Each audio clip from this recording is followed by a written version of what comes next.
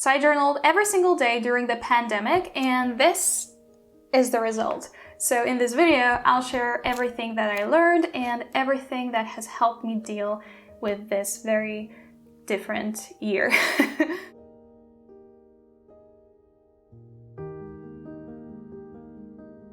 So if you're new to my channel, hi, I'm Laura and I make new videos every single week and I talk about lifestyle design, minimalism, veganism, traveling, and learning. So if you like these topics, you can subscribe to my channel and you can click the bell icon so that you're notified whenever I make a new video. And you can follow me on Instagram if you'd like to see more of my daily life. And this video is brought to you by Patreon. We have such a beautiful community over on my Patreon. We have monthly Ask Me Anything live streams and we have a Dream Life book club. And right now we are in November. So that means that we are going to discuss our November book pick, and that is Essentialism by Greg McKeown. And I'm super excited to discuss this book in our Dream Life book club. So if you can and you want to become a patron of this channel and you would like to support us because you find value in my videos, you can become a patron right now by clicking the link in the description box and choosing the level that you want to join us at. And I'm super grateful for all of you that are considering becoming a patron, and for all of my existing patrons out there. You make making these videos possible. I am super grateful that you're here. And if you can't become a patron but you would like to support our channel, make sure to subscribe and like this video after you watched it, and also leave a comment telling us how you are dealing with everything this year, what's helping you, and what you do when you are just living the human experience this year with us, with everyone all over the world. So thank you for every single one of you who are here and who are watching. So as I said at the beginning of this video, I wrote so many things this year. I journaled on so many topics, and I am also in therapy. So that means that anything that came up, I could discuss with my therapist, but many things that I discovered this year that I'm going to share with you in this video, I discovered through journaling. So I just want to tell you that this video does not include any medical or health advice. I am just a human being sharing my experience. So journaling does not replace professional help and professional therapy. I just want to throw that out there. If you need help, reach out to a professional, and I'm sure they will help you with everything that's going on. So when I'm journaling, I'm always focusing on what's going on the inside. And the first thing that I learned through journaling is that it is okay to feel emotional. It's okay to allow emotions to come and go. It's okay to sit with uncomfortable emotions. I'm the first person to admit that I don't like feeling bad. I don't like feeling sad, unhappy, tired, unmotivated, angry, scared, anxious. Like, I don't like feeling like that, and I'm sure you don't either. But it doesn't mean that if you don't allow yourself to feel these emotions, that they will disappear. In fact, the longer you resist them, the more present they're going to be, the stronger they're going to grow. And this is something that I learned through journaling. I allowed myself to be in a state that was my state at the moment. If I was angry, I had to allow myself to feel angry for the anger to eventually let go. And the reality is that these emotions eventually let go. They go away. And the magic trick to make them go away, to help us feel better, is to allow them to be here for a while. Because emotions are just signals of what's going on within ourselves internally. And they are like a very needy child that is just pulling you and telling you, I want to play, I want to spend time with you. And if you ignore them, they will wear off for a while. Like, they will get tired, but they will come back eventually, maybe even more angry than before. So allowing yourself to sit with your emotions through journaling is something that helped me so much. So what I was doing is I had this ugly journal that I didn't really like.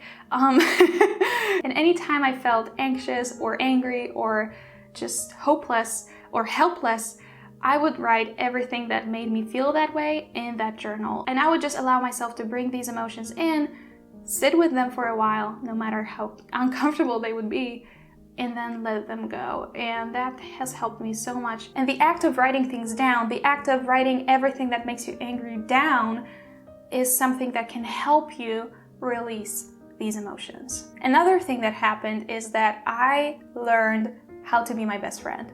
I know that sounds so cliche, and to many of you that is probably just like a phrase that has lost its meaning. But for me, this year was finally the year that I liked myself. I always thought that I liked myself. I always thought that I liked who I was. I was confident and comfortable with who I was. There were some things that I always wanted to change about myself, like losing weight, for instance. But internally, I always thought that I was cool. I thought that I was a good person and I liked myself. But during the pandemic, there were days when I couldn't work because I was feeling overwhelmed, because I didn't feel like working, because I couldn't accomplish something the day before. So I was just, tired and angry at myself. And in these moments, I needed to love myself for everything that I didn't do, for everything that I did do, for everything that I was. So even though during the pandemic, I didn't do many things, I couldn't do many things, the fact that I was angry at myself was not helping me at all. That is something that I didn't expect to happen. I didn't expect to uncover so many things that made me angry at myself, that made me disappointed with myself. And this year has unearthed everything. So I was able to deal with the uncomfortable situations in which I was telling myself, hey, you're not good enough. And these triggers, these situations showed me that, I guess I don't love myself after all. And this year was the push that I needed to love myself unconditionally and like myself unconditionally. So when I was journaling, I was forgiving myself for everything that I couldn't accomplish, not because I didn't want to, but because I couldn't. And I was writing to myself that it was okay to be feeling like that it was okay not to be where I thought I would be at that point. And sitting with my journal and writing these love letters to myself really helped me to love myself unconditionally, no matter whether I did anything or I did nothing. I am able to tell you that I fully and completely love and like myself right now. And who would have thought that it would take a pandemic? Not me. Another thing that I learned is that we are always in control of how we feel and that our attitude can change everything. There were so many things that happened in everyone's lives that were beyond our control. From the political situations to our travel plans, everything was disrupted. Every single thing in our lives at some point was disrupted, and we had little to no control over anything that happened. But what we do have control over is our response to what is happening around us. And journaling has helped me so much with that, because at the end of every single day, I could just sit with my feelings and ask myself, how do I feel about that? Is there anything I can do about the fact that I can't travel the way I wanted to? No. How can I accept that? I can allow myself to be angry, and then I can find the silver lining. Maybe this year was the year for me to sit at home and just sit with everything that is coming up emotionally. Who knows? We don't know it yet. But the reality is that everything that has happened this year has happened. So we can either respond in one way or another. And we always have a choice. Anything can be good for us or bad for us. Anything that has happened can be either for our good or not for our good. It is our responsibility to choose how we want to react. Of course, we can't control our initial reaction, but later when all the emotions have subsided, you can sit down with a journal and just ask yourself, what do I want? Where can I go from here? What can I do to make myself feel better? So changing my attitude and changing the way I responded to things helped me a lot, and journaling has helped me a lot with that, a lot too. Another thing that happened is I befriended my inner child. If you're not in therapy, if you're not familiar with this term, our inner child is basically ourselves when we were little and everything that happened to us when we were children that has affected who we are right now and how we perceive life right now. And in therapy, you can go deep into this topic, but you can also Google this term inner child or inner child work, and you can watch some videos that I included in the description box below. But basically, I never thought about befriending my younger self before the pandemic, but many things that have happened this year have showed me that the way I respond to things is the way I would respond to things when I was a child. So just to give you an example, my parents got divorced when I was a little girl, and my mom raised me and my little brother as a single mother. So basically, I grew up without a father figure since I was 12. So the way I expected the world to be when I was a little girl is that my dad isn't there, and the reality is that little children need both parents. So when I didn't have both parents in my life, when I was a child, I internally felt like I was partially safe. Because in our brains, when we are little, the father figure is the safety and the security figure. This is the person, the parent that provides for the family, traditionally. And in most families, that is true. So in my case, when I was growing up without a father, I wasn't feeling safe. And I didn't know that at the time. I just realized it when I was doing my inner child work. But this year, there were so many situations in which I wasn't feeling safe. And the thing that helped me feel safer is writing to my inner child, my younger self, the Laura that I was when I was 12 and when I was younger, and telling her that it's okay. Not telling my adult self that it is okay in the pandemic. No, telling her that she is loved, she is taken care of, and she is safe.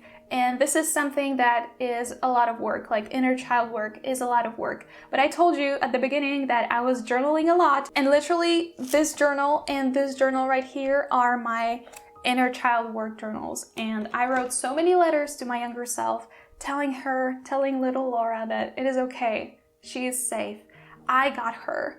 I, the adult Laura, have got her. And if you're interested in this concept in inner child work, I'll link some resources for you down in the description box, but please make sure that this is something that is safe for you to do and that you want to do it, because this can lead to re-experiencing some experiences from your childhood. So if it's not safe for you to do that, please don't.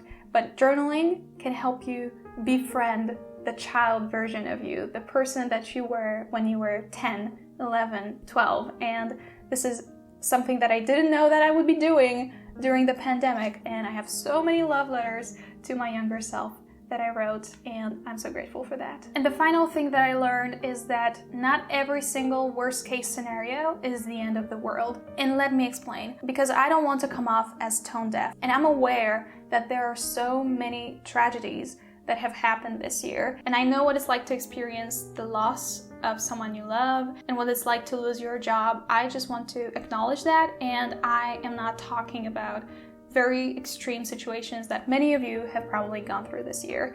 I'm just talking about the life turns. I just want to tell you that not everything that happened this year is the worst thing that happened in your life. And it is difficult to know that. It is difficult to realize that maybe this happened for my good. Maybe things are working out in my favor right now. And from my own experience, I was supposed to live in London from June this year. I was supposed to do my CELTA course. I was supposed to be employed at a university. I was supposed to teach academic English at university. None of that happened this year. And when it was happening, when I was in the middle of it happening, I was furious, angry, sad, disappointed. I allowed myself to feel that.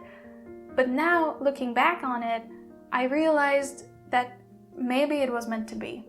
And I know how much it sucks to hear that. I know. But maybe that was always the plan. Maybe I was always meant to move to London at the end of the year and not in the middle of the year.